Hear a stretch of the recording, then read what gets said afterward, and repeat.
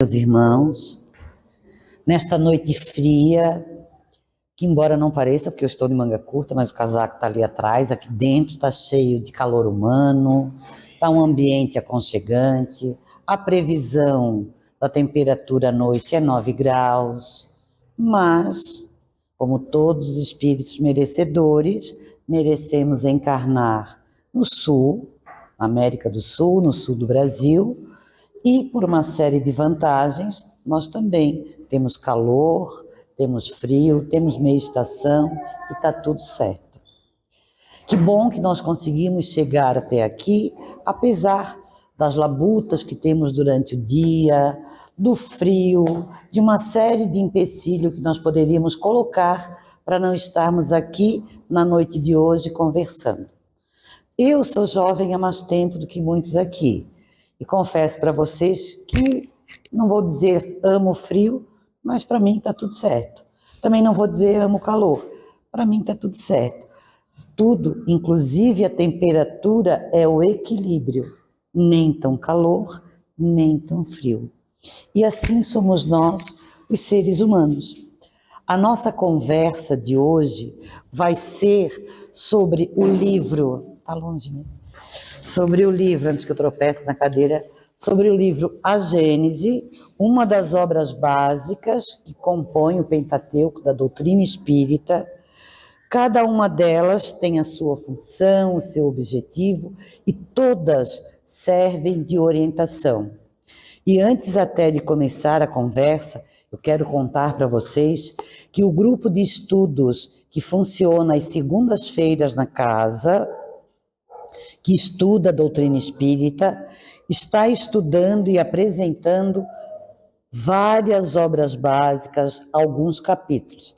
Eu e a minha equipe pegamos o capítulo 18 da Gênese e eu vou conversar um pouco com vocês hoje.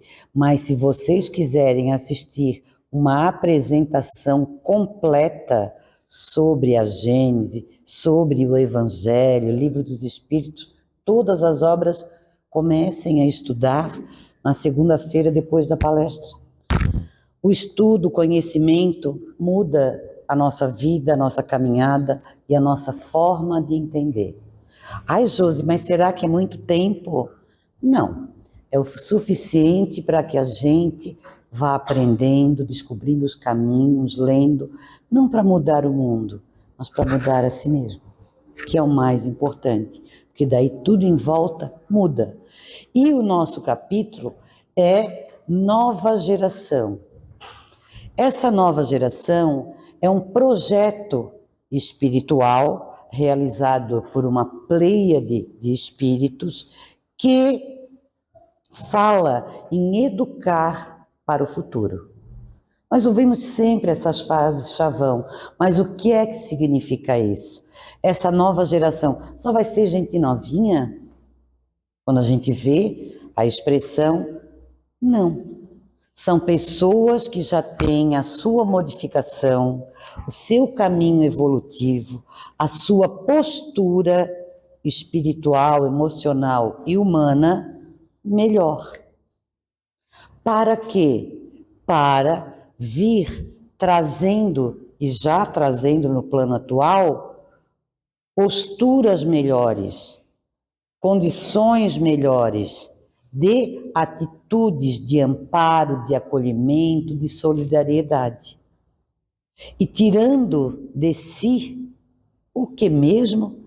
Todas essas mazelas, todas essas imperfeições que todos nós temos. Porque se estamos na Terra, temos as nossas imperfeições. O momento atual é aquele que nós chamamos de momento de transição, onde a Terra está deixando de ser um planeta de provas e expiação, ainda predomina o mal, e passando para um planeta de regeneração.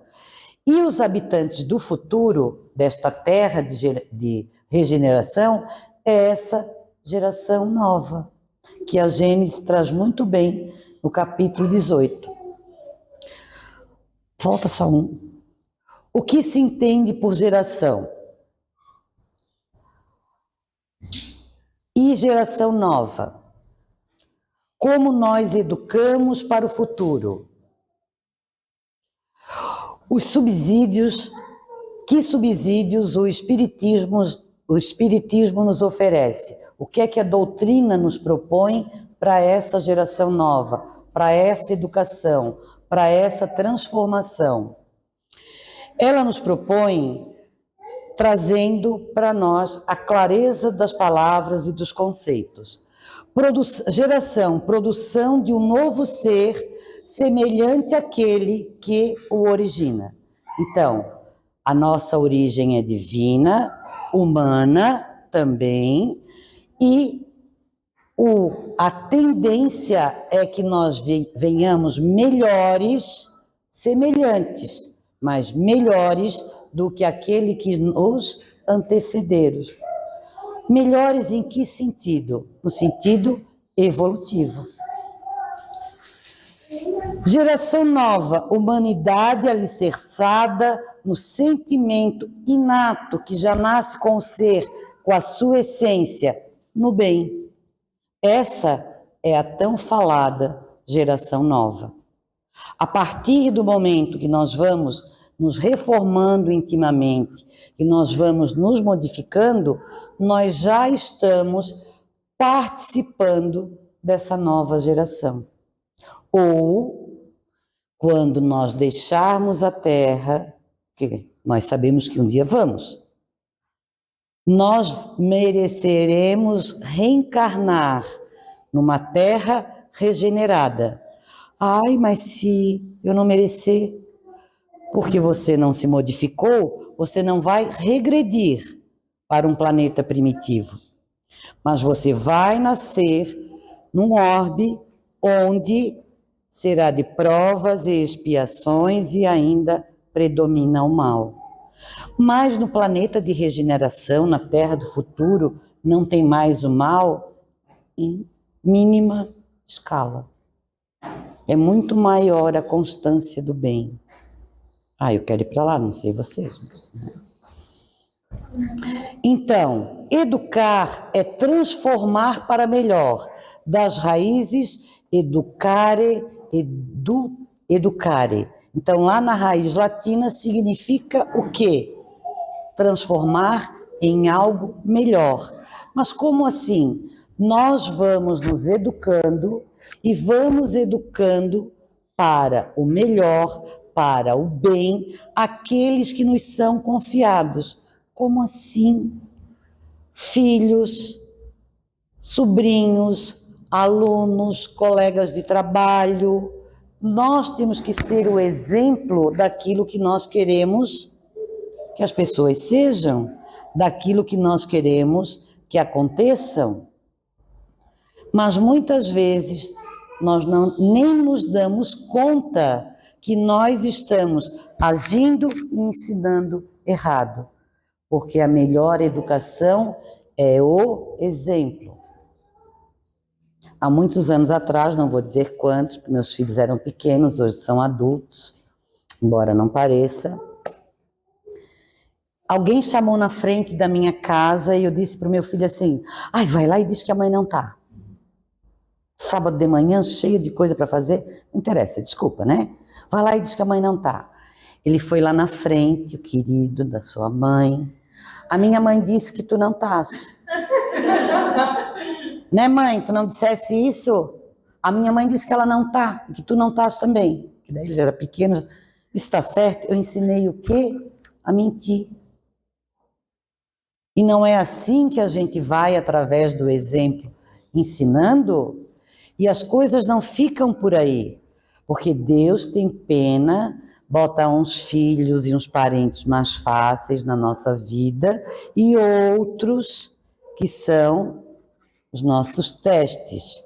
Porque o grande aprendizado começa em casa, no âmbito familiar, no nosso próximo mais próximo.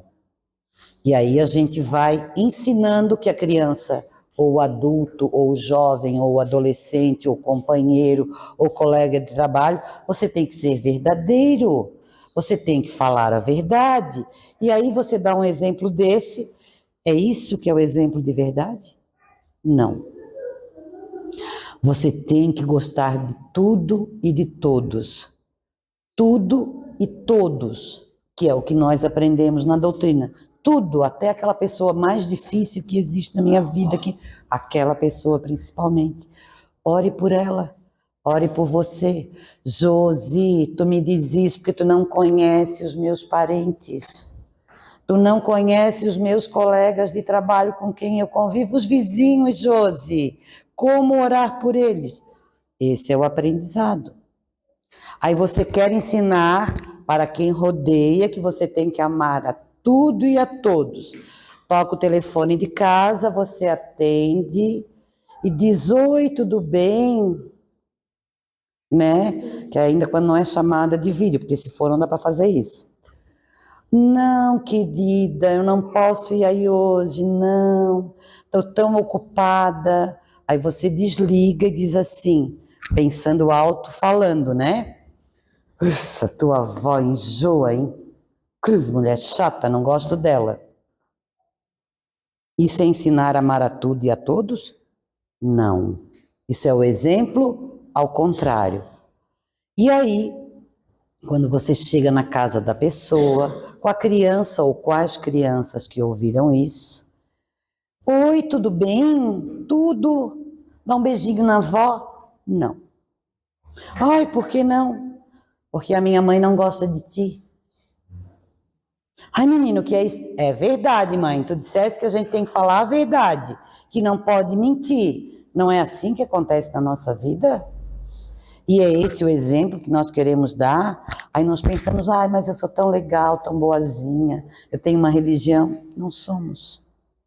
Nós temos que aprender a nos modificar para merecermos a terra do futuro e ainda mais formar o caráter, aprimorar as qualidades, educando de quem nos é confiado. Quem é o próximo mais próximo de nós? Você mesmo e todos aqueles que rodeiam. Então, esses exemplos do cotidiano é para mostrar que todos nós temos coisas, qualidades a melhorar e outros defeitos que nós temos que aparar as arestas, porque está muito feio. Então, continuando. A Gênese, são chegados os tempos. Esse é o capítulo. Nós estamos no item, capítulo 18. O nosso item é a nova geração. Chegados os tempos do quê? De nós nos modificarmos, de nós sabermos o que é que nós precisamos aprimorar, melhorar, o que é que Jesus, o que é que os amigos espirituais do bem, do amor, da caridade nos orientam, nos dão oportunidade através da leitura, através de uma palestra e principalmente que nos dão permissão para que nós nos percebamos, para que nós nos modifiquemos. Nós vamos conhecer o verdadeiro espírita pela sua capacidade de mudança. Ai, mas eu acredito. Eu vou na doutrina toda semana, ou eu vou às 3 da semana, eu venho aqui segunda, eu venho aqui quarta, sexta, eu ajudo nisso, eu ajudo naquilo. Ótimo, porque a fé sem obra também é morta. Mas no que é que você se modificou? No que é que você melhorou? Você é uma presença boa aonde você está, dentro da sua casa, dentro do seu trabalho? Qual é o bem que você faz, exemplificando para todas as criaturas que convivem com você, dentro das suas possibilidades, no limite das suas forças? Essas são as perguntas que nós temos que fazer para nós. Sinais precursores que já vêm antes, que já estão vindo.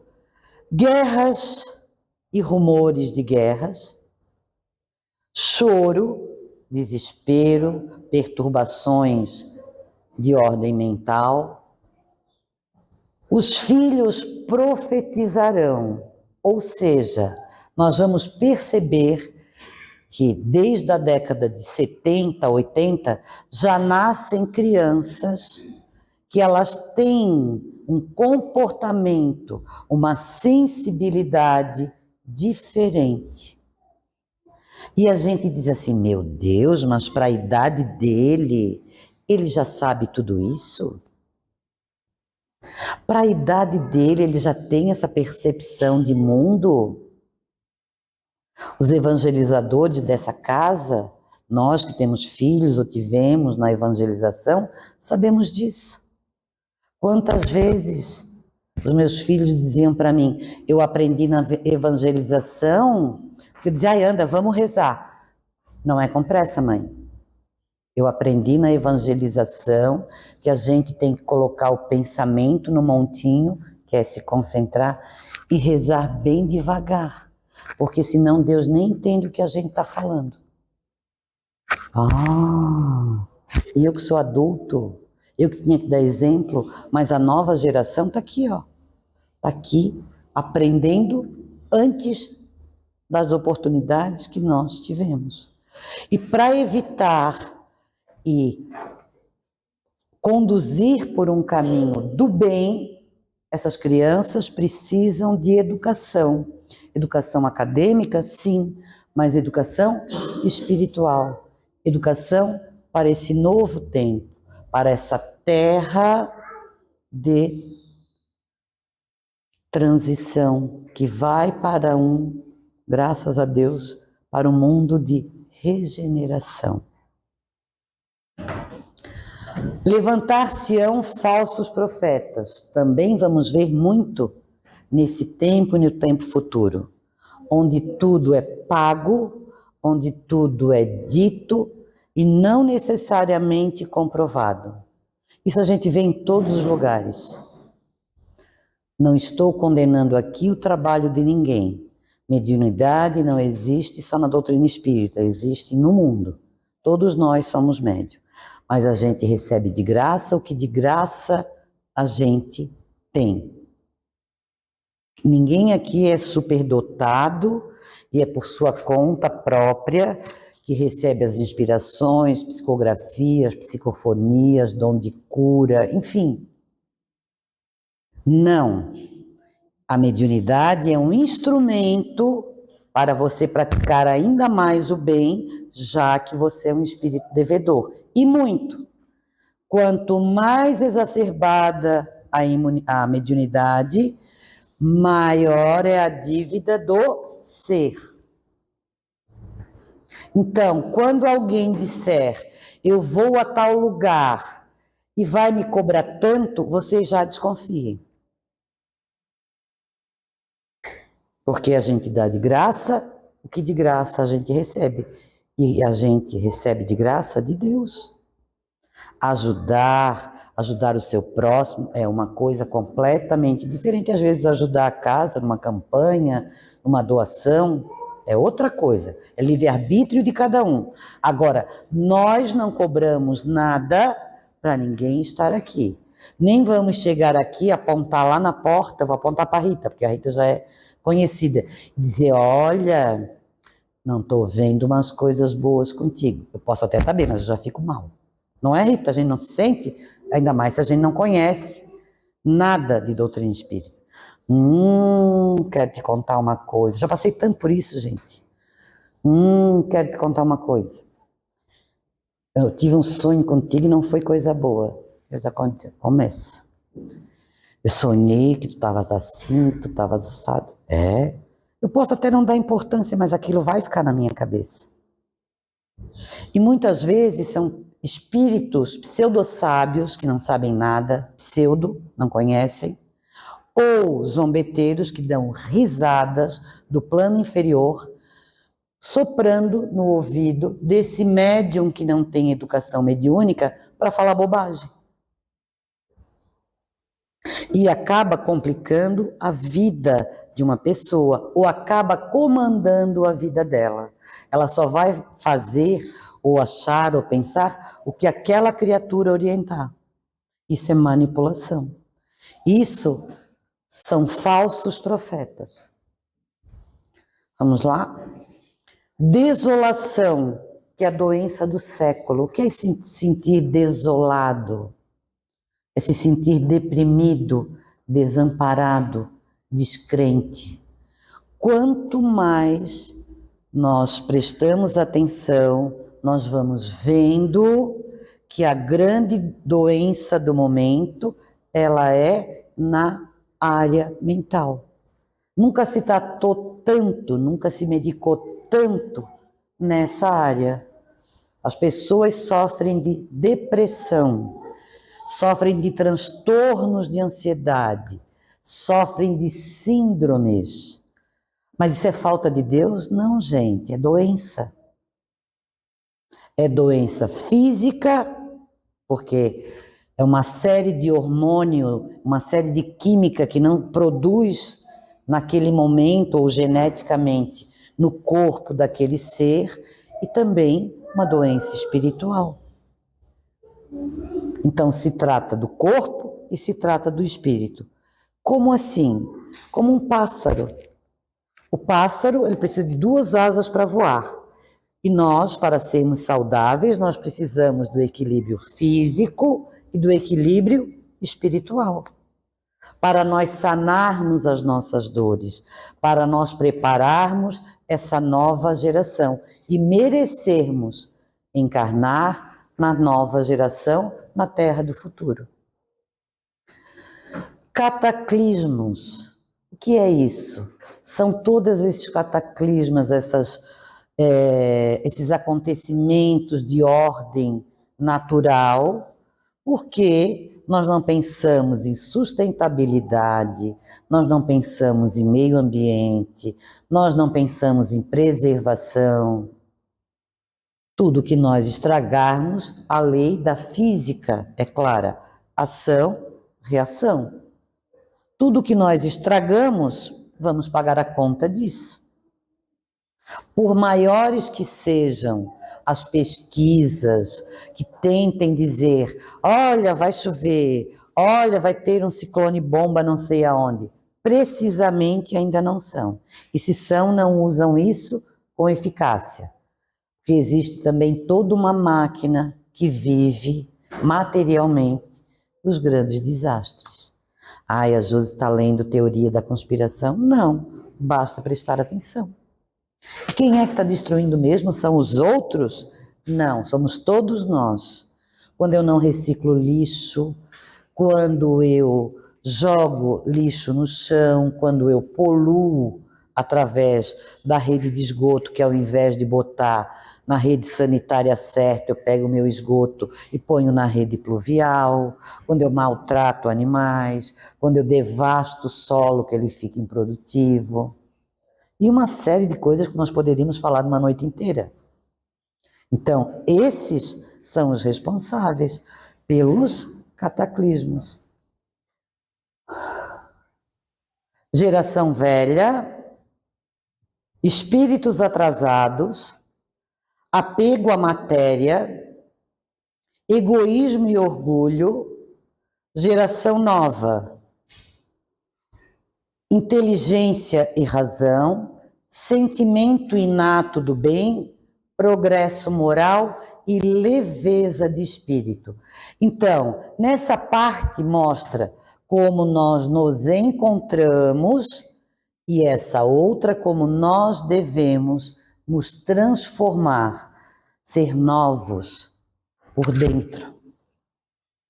E, consequentemente, somos novos por fora. Que vamos habitar outros corpos e vir para cá, nessa terra de regeneração, muito melhores. E aí, eu pergunto, nós somos de que qualidade mesmo ainda, de que geração? Espíritos atrasados. Nós somos atrasados? Vou botar no diminutivo, porque é açoriano, tá? Atrasadinho. Né? A gente é um pouco atrasadinho. Nós somos revoltados contra Deus? Somos. E usamos umas frases chavão assim. Na minha hora, tá vendo? Tudo acontece, só acontece comigo. Para, última Coca-Cola do deserto. Por que tem que ser com você? Porque você atrai isso para você. E você repete, você reforça, através das palavras, dos pensamentos, que isso só acontece com você. Acontece com todo mundo, né? Quem somos nós nesse imenso planeta para ser só nós os merecedores? Se passamos porque precisamos ou merecemos. Quando eu lembro dessas duas frases, nossa, apego à matéria, nós somos. Eu quero dormir na minha cama, esse travesseiro é meu. O quê? Da minha escova rotatória para aquela... Não dou. O quê? Meu iPhone, iPad, não dou. Minha casa, meu carro, minhas coisas, meu dinheiro, por mais que eu ganhe, mas eu sempre ganho pouco, porque eu sempre preciso de muito. Vocês têm que começar, todos nós, a fazer o que é supérfluo e o que é necessário. Essa palestra, inclusive, já foi dada aqui, né? Sobre o supérfluo, sobre o necessário. Gente, necessário é aquilo que eu preciso para viver. Supérfluo, tudo aquilo que eu posso tirar da minha vida que não vai me fazer falta. Ai, Josi, agora tu começasse. Josi, é porque tu não tens um cabelo como o meu que se manda, que tem opinião própria. Como é que eu vou abrir mão do supérfluo da chapinha? Gente, menos. Josi, supérfluo, anda de pé para tu ver. Fica sem carro, fica sem bicicleta, caminha. Isso não é supérfluo. Eu não estou dizendo que nós não podemos ter bens materiais. Podemos. Nós podemos ter os bens, inclusive, para ajudar os nossos irmãos. Porque muitas vezes eu estou numa família onde eu tenho uma condição abonada e todos os meus próximos ali estão passando por necessidades imensas. Mas eu estou lidando com as minhas utilidades, com os meus supérfluos, e eu não ajudo nem os familiares. Imagina os estranhos. Ou eu vou ser o caridoso da rede social.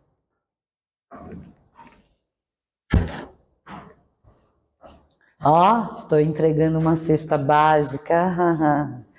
Ó, ajudei nesse almoço solidário. Ai, que legal. Isso é futilidade, isso é vaidade. E a frase já diz o seguinte: para quem já recebeu as honras e as glórias dos homens, não precisa da de Deus.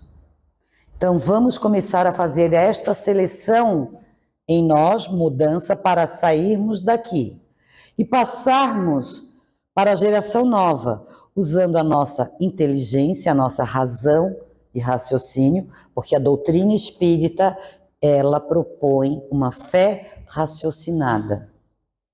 Como assim? A noção de certo e errado, se nós temos um equilíbrio razoável, que de perto ninguém é normal, mas tudo bem, nós sabemos discernir do certo e do errado.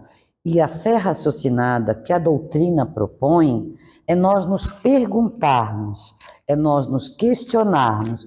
Por exemplo, essa palestra que eu estou dando hoje, isso tem sentido?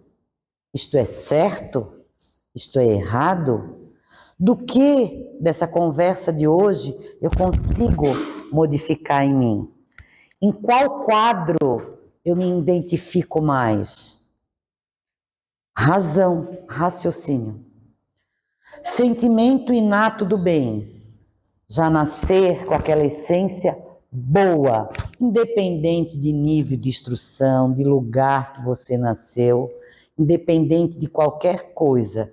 A sua índole, a sua sede espiritual, aonde fica o seu espírito, ela é boa. Não vai ter nem aqueles piti de raivinha, não, nem esses piti de raivinha. Certo? Progresso moral é fazer certo em qualquer situação, moralmente. Ah, mas caiu um caminhão de leite, está todo mundo pegando, eu vou pegar também. Está certo? Não, está errado. Não é porque todo mundo está fazendo que aquilo é certo. Faça diferente, faça você o certo. Ah, porque fulano é corrupto, porque Beltrano é corrupto. E você não precisa ser. Você já está vendo que o exemplo dele não serve para você.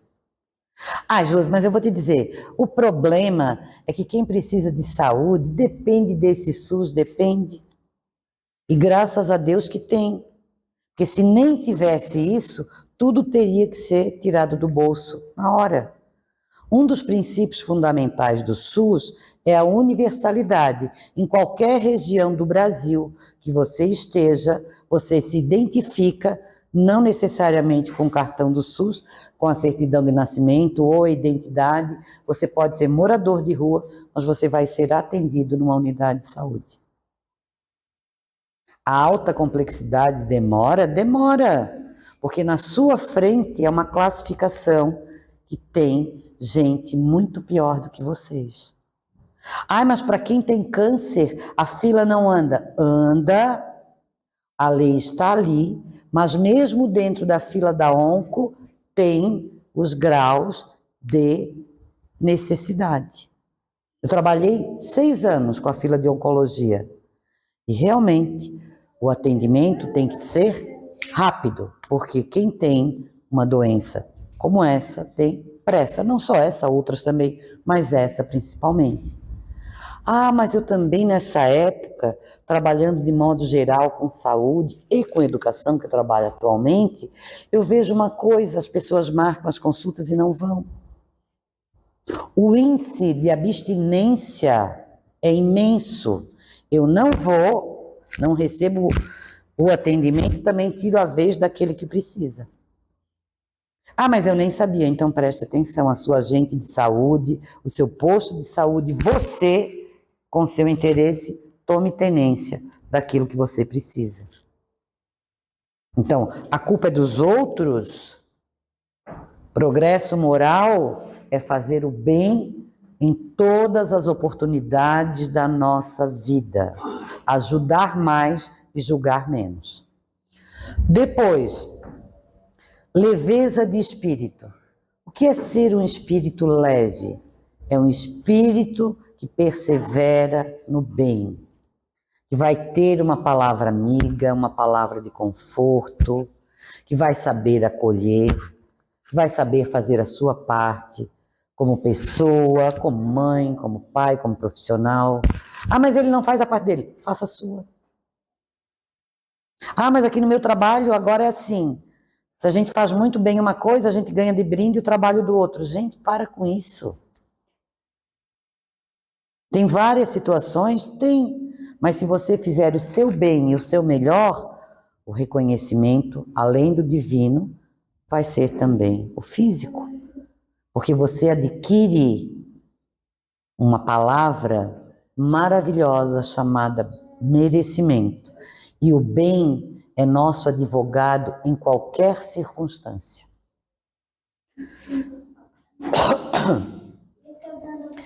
Imigração. Os maus têm que sair, como foram os recambiados de Capela para cá. Não tinham evolução moral, vieram para um planeta de provas e expiações e colonizaram o nosso planeta. Terra vai entrar, já está, né? Entrando na era da regeneração. Então, se eu não for bom, eu não fico aqui. Eu faço acontece comigo como os recambiados para outras orbes, como foi Capela. Vai entrar na era da regeneração, onde o bem deve predominar. Vai lá, seu Adi. Transformação. Em 70 anos, no mínimo, tudo está diferente. Aí eu fui falar isso, aí uma pessoa que via falando isso disse, 70 anos, daqui a 70 anos eu não estou mais aqui, então eu vou aprontar todas. Se você não acredita em encarnação, você que sabe. Em reencarnação, você que sabe. Se você quer angariar para você coisas ruins. Mas olha, esse tempo para nós parece muito. Mas quanto tempo faz que isso já começou e está acontecendo? Será que são esses 70 anos que ainda faltam? Perguntas. Vamos lá. Paradigma modelo.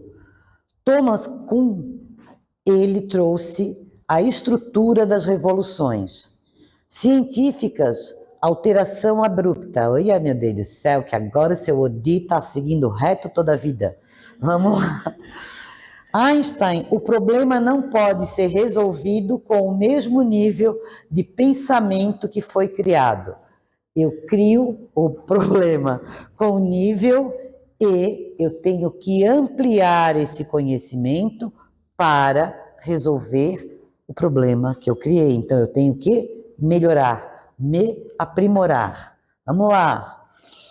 O salto quântico da física. Quem já leu um pouquinho de física quântica vai ver uma série de acontecimentos, de energia, de transformações que é possível através da nossa modificação.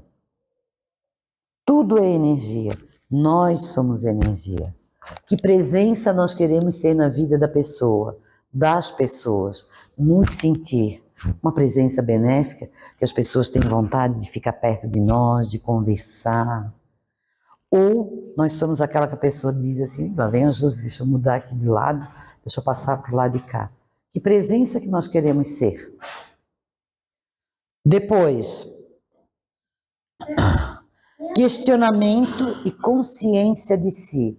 Para eu ter consciência de mim, conhecer a mim mesmo, lá atrás, lá da época aristotélica, socratiana, eu tenho que conhecer a mim mesmo. E para eu conhecer a mim mesmo, eu preciso me questionar das minhas verdades, das minhas qualidades e dos meus defeitos. Informação vem de várias fontes. Professor na frente da lousa é prejudicial. Como assim? Na nova geração, para o ensino de massa, para o ensino passar do ensino de massa para o ensino personalizado, da resposta decorada para a resposta compreensiva, do aprendizado simples para o aprendizado múltiplo. Então, tudo se modifica, inclusive a maneira de nós transmitirmos conhecimento, de aperfeiçoamento. Estudando um pouco na área de linguística, é a parte científica da fala, do raciocínio, e fazendo uma experiência na escola, uma brincadeira dentro de um exercício da área de linguística, eu disse para todo mundo desenhar um pato. Eu disse para todo mundo desenhar um cisne. Ora, cisne é uma coisa que a gente vê todo dia? Não. Daí, eu expliquei só oralmente como é que era um cisne, da beleza de um cisne. E antes deles desenhar, eu coloquei a foto de um cisne.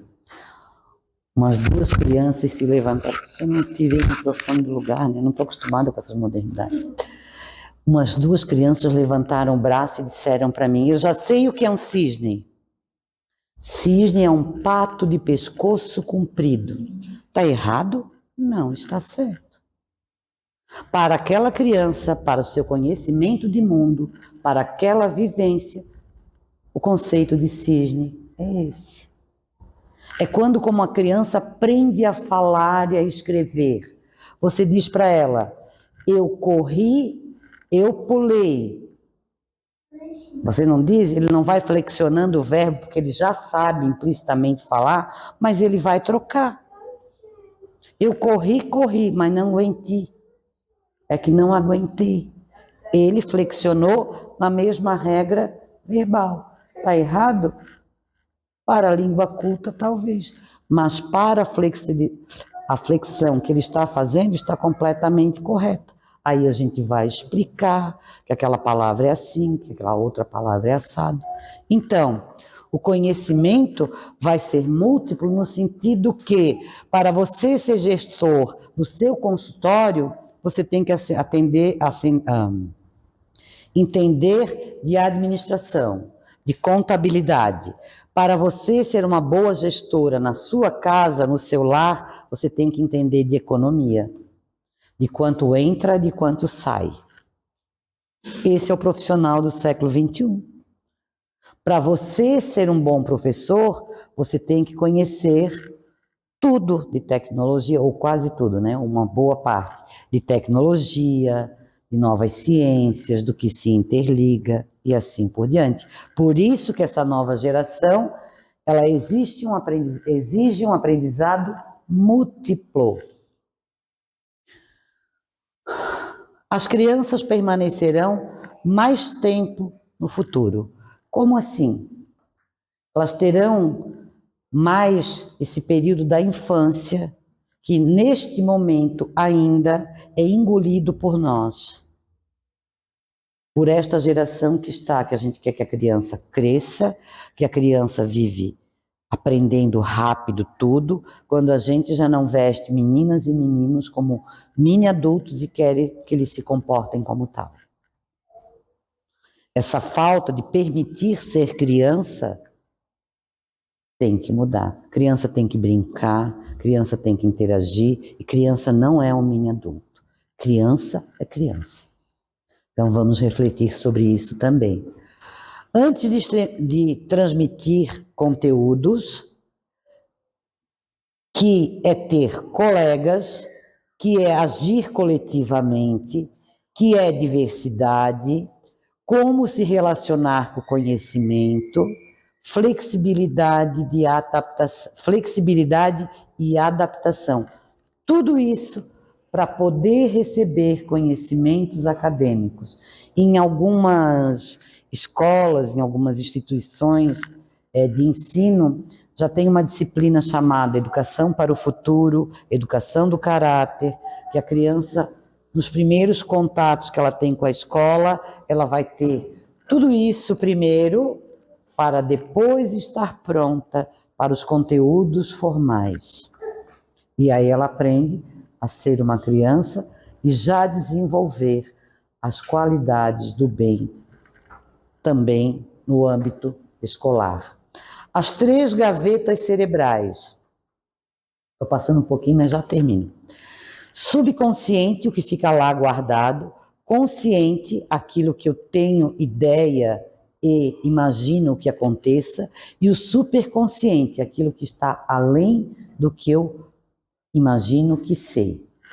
Então, imagens de responsabilidade, de moralidade e de respeito no subconsciente, através do aprendizado no meu consciente, mandando para as minhas gavetas de memórias, que são várias, para o superconsciência. Mandando o quê, superconsciente? Responsabilidade, moralidade e respeito.